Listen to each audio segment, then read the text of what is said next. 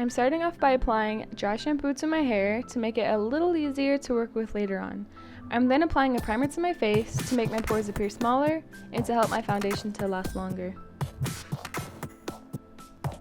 I first applied my foundation with a foundation brush, then blended it in with a damp sponge.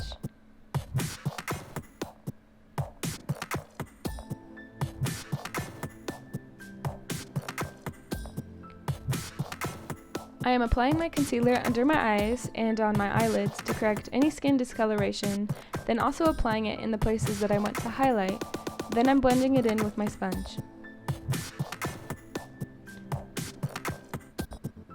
I am then spritzing this face brush with rose water and using it to blend my foundation and concealer in better. After that, I am spritzing my whole face with the rose water and then setting my under eyes with a light powder.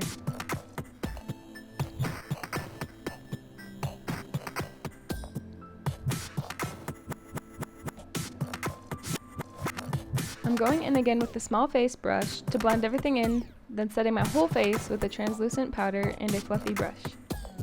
To help all of the powders to blend and set into my face, I am again spraying the rose water. I'm contouring my nose with an angled brush, then blending it out to make it look a little more natural. To intensify and deepen the appearance of my bone structure, I'm taking a flat brush and placing a dark, cool-toned brown in the places that I want to have a deeper shadow. I'm then blending out all of the harsh lines.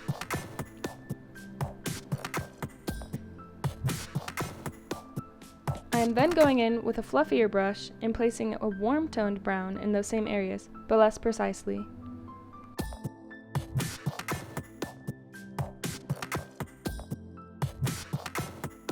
After that, I'm blending everything out with a clean brush, and then I'm applying a pink blush to my cheeks.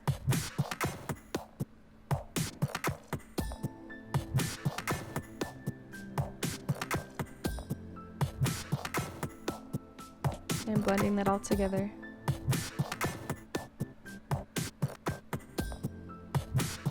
Then I'm placing a golden highlight on top of my cheekbones to give them the illusion of being a little higher.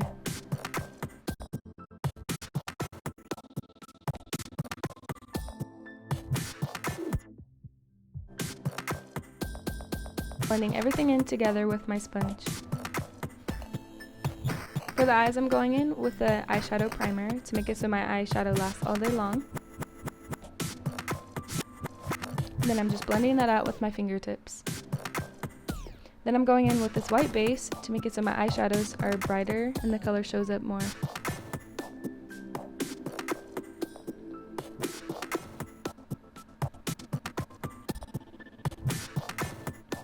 And I'm also blending this out with my fingers.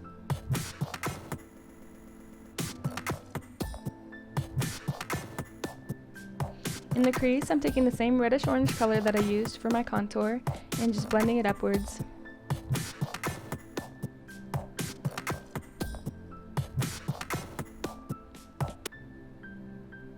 I'm then taking a dark wine color and putting that in the outer V of my eyelids.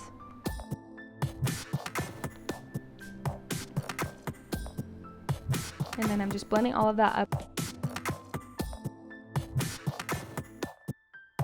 I'm then putting a sparkly magenta color next to the dark wine color. And then after that, I'm going in with this gold just to make things a little more sparkly.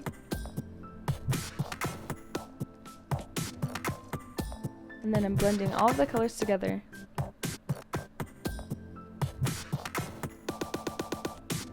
and I decided to do the rest of my makeup off camera. No, there ain't no stopping us. Fly without boarding pass. Couldn't catch me, I'll be moving fast. Call me a shooting star. Let 'em know who you are. Flying up in a bar. Wish on a star.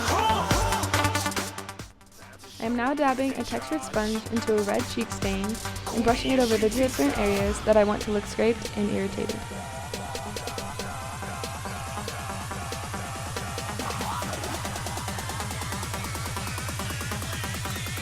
Next, I am going over those areas with a normal sponge to soften the look. Now, with different shades of pink, brown, and purple, I am making similar scrape marks and blending them out.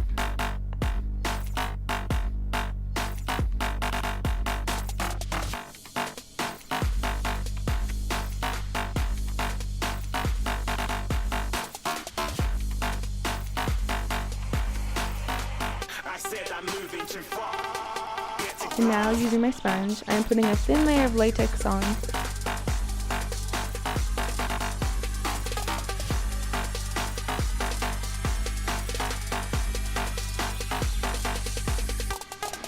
And then I'm drying it with my blow dryer. And then I'm going over with another thin layer. And also drying that. Now I'm peeling some pieces off to add to the irritated and deteriorating look. I'm going over the peeled areas with the textured sponge and cheese stain again to add even more to the irritation.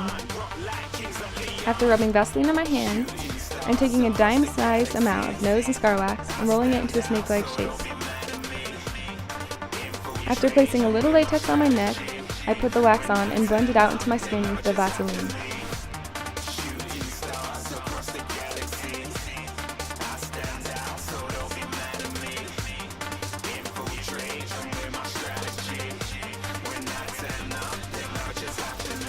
Using a tool, I cut little tooth-like shapes out for the top part of the jaw and follow the same steps for the bottom part.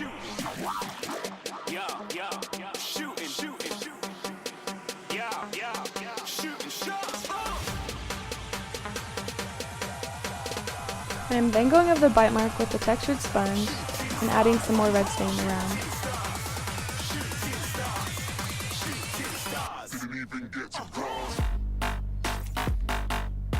Here I am applying latex to the inner bite mark and placing spread apart cotton balls on top.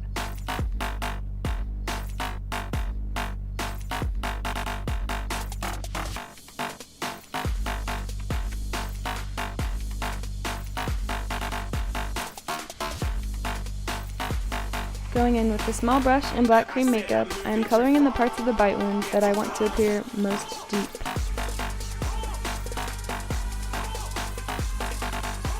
Now I am painting and dripping fake blood everywhere and spreading it around.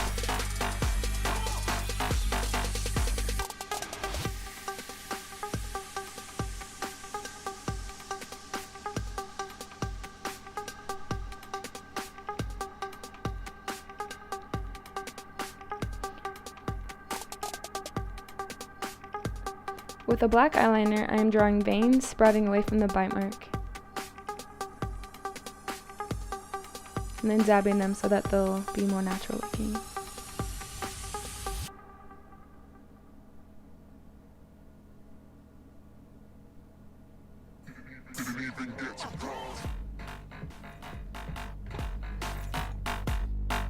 For the wolf scratch on my arm, I'm using the same latex and cotton ball technique to make 3 different scratch marks.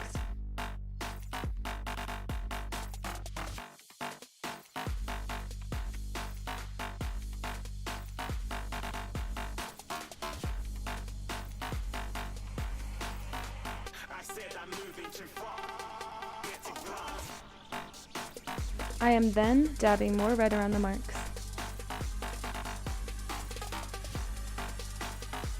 After, I'm again putting Vaseline on my fingers and making 6 small wax snakes and applying them in the same way that I did for the bite wound. working hard. Till I might be big in a game like she went and got them breast implants. I said I'm moving too fast, didn't even get a glance. I'm ready to eat up track like I'm seated in a restaurant. Here, I'm using my tool to lift the wax up more to give it the appearance of torn skin. I am then coloring the very center of each scratch with black and blending it outwards with a dark brownish red to make it seem more deep.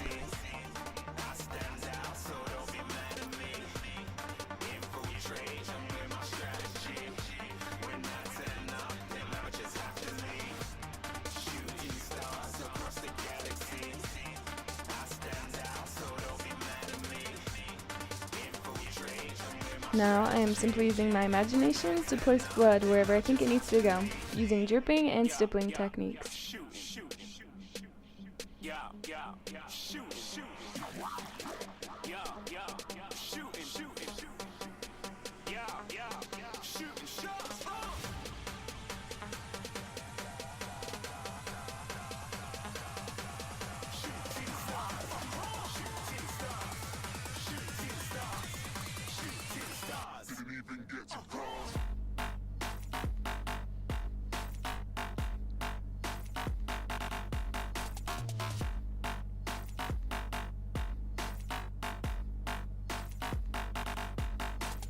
Going in with a black eyeshadow, I am shading in the contours of my face and applying more subtle veins.